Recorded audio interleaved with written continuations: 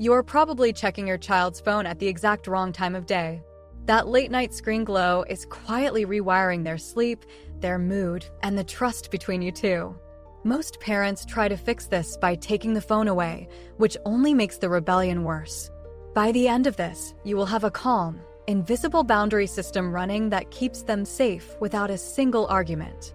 Handing a kid their first smartphone feels like handing them the keys to a car while simultaneously tossing them into the middle of a digital highway. You smile, you take a picture, and then about 3 days later, the panic sets in. You notice they are staring at a glowing rectangle under the covers at midnight. You see their mood crash because a video game did not go their way. You realize you have absolutely no idea who is messaging them or what they are watching when you are in the other room. We have all been there. And the instinct is to just snatch the device away. But that only creates a secret life. What we actually need is a way to build a fence around the yard so they can play freely without wandering into traffic. That is exactly what this parental control app does, but only if you set it up the right way. Most parents treat these tools like a spy gadget. They install it in secret, hide the icon, and wait for their kid to mess up so they can say they told them so. That approach breeds resentment. What happened next for me, and for hundreds of parents I have worked with, completely changed the dynamic. We stopped treating the app as a punishment and started treating it as a training wheel. And this one small shift changes everything. Let us walk through exactly how to set this up, step by step, so it actually works in the real world. The very first thing you need to do is sit down with your child. I know. They're not going to be thrilled. But you need to do this together. Open the App Store on your phone and download the parent version. Then, hand them their phone and have them download the child version. When you create the accounts, do it side by side. Tell them exactly what you are doing and why. Say something like, "I love you too much to let the internet raise you. My job is to keep you safe until your brain is fully developed, and this app is just my way of doing that."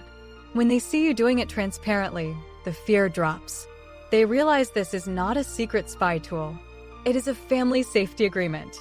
Once the accounts are linked, the app will ask for a bunch of permissions on the child's phone. Accessibility, location, device admin. This is the part most parents miss. Do not just click allow and rush through.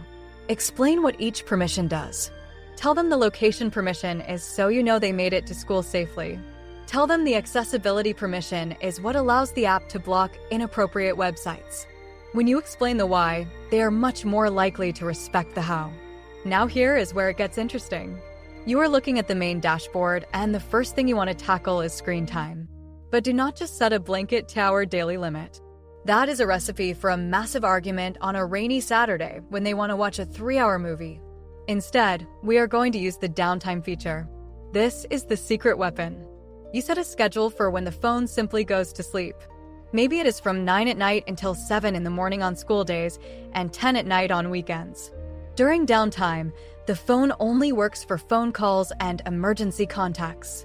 No social media, no games, no endless scrolling. Imagine this. It is 9:30 at night. Your child is in bed. The phone automatically locks the distracting apps. They cannot scroll. They cannot get pulled into a group chat drama. They actually have to sleep. The first few nights, they might complain. They might even try to guess your passcode. But by day 4, their brain starts to adjust. Their sleep improves. Their morning mood is better. You have solved the bedtime battle without ever raising your voice. The app did the heavy lifting for you.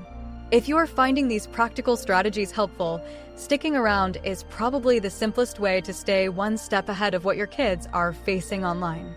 The digital world changes fast, and having a steady stream of real-world parenting tools makes all the difference. Once your downtime is scheduled, let us move to app blocking. This is where you take back control of their daily environment. On the dashboard, you will see a list of every app installed on their phone. You have 2 choices here. You can block specific apps, or you can block entire categories.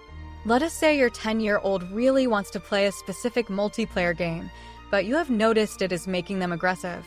You do not have to ban all games. Just find that specific app in the list and block it. Or, if you want to keep things simple, you can block the entire social media category until they are older. But here is a pro tip that saves so many headaches. Create an allow list for educational apps. You want to make sure that when the screen time limit is reached, they can still access their dictionary app, their reading app, or their homework portal.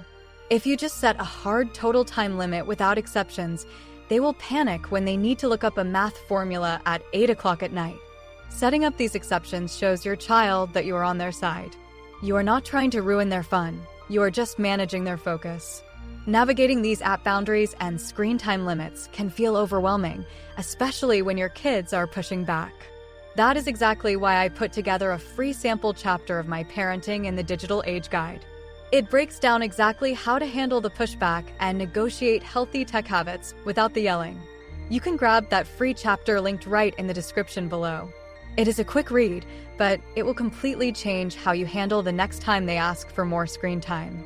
Now, let us talk about the feature that gives parents the most peace of mind, but also causes the most anxiety: location tracking.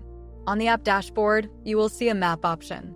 You can check exactly where their phone is in real time, but checking the map every 5 minutes will drive you crazy. Instead, we use geofencing. This allows you to draw invisible circles around specific locations on the map. You set their school, your home, and maybe their grandparents' house as safe zones. When their phone enters or leaves one of these zones, the app sends a quiet notification to your phone. Think about what this does for your relationship. You no longer have to text them 5 times asking if they got to school. You no longer have to call them when they are walking home from the bus stop to make sure they are on the right path. You just wait for the little ping on your phone that says they arrived at school. It removes the nagging. It builds trust. They feel like they have freedom, and you have the exact data you need to know they are safe. If they do wander off their usual route, the app will alert you. This is when you pick up the phone and call them. Not to yell, but to check in. Hey, I noticed you are not at home yet. Everything okay? It shifts the conversation from an accusation to genuine care. We also need to talk about web filtering, because app blocking only covers half the battle. Kids can still open a browser and type in anything. In the app settings, you will find a web filter. You can set this to block adult content, gambling, and other inappropriate categories. But more importantly, you can set it to block specific URLs if there is a website you know is causing trouble. And then there is the remote action feature, which is your ultimate emergency button. If your child loses their phone at the park, or if you suspect it has been stolen, you can open your parent app and instantly lock their device. A message will appear on their screen saying the phone is lost, along with a phone number to call. It turns a potentially devastating loss into a minor inconvenience.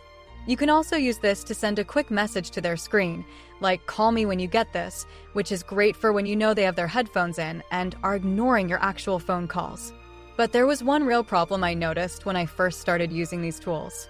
I was looking at the dashboard every single day, obsessing over the data. I was tracking every minute of screen time, every blocked website, every location ping. I was acting like a warden, not a parent. The data is just information. It is not the whole story. If the app tells you they spent 4 hours on a game, the app does not tell you that they were actually building a complex world with their best friend and learning about teamwork. The data lacks context. This is where the magic happens. You use the app to set the boundaries, to keep the dangerous stuff out, and to ensure they are sleeping. But once those invisible fences are up, you have to step back and just be their parent. You do not need to micromanage every second. You trust the system you built. When you stop policing every click, your relationship with your child transforms. They stop seeing you as the enemy of their fun. They start seeing you as a safe harbor. When they do inevitably make a mistake online or see something they should not have seen, they will come to you. Because they know you are not going to just snatch the phone away in anger. They know you have a system in place and you are there to help them navigate it. Raising kids in this digital age is the hardest job we have ever been handed. There is no manual, and the rules change every 6 months. But you do not have to figure it out alone, and you do not have to rely on fear to keep them safe. You just need the right tools and the right mindset to use them. I would genuinely love to hear how this is working for your family.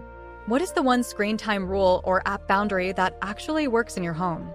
Let me know in the comments below, because your experience might be exactly what another parent needs to read today. Take a deep breath. You are doing a great job. Set up the app, Have that honest conversation with your kid and let the technology work for you, not against you. Your evenings will be calmer, their sleep will be better, and your connection will only grow stronger from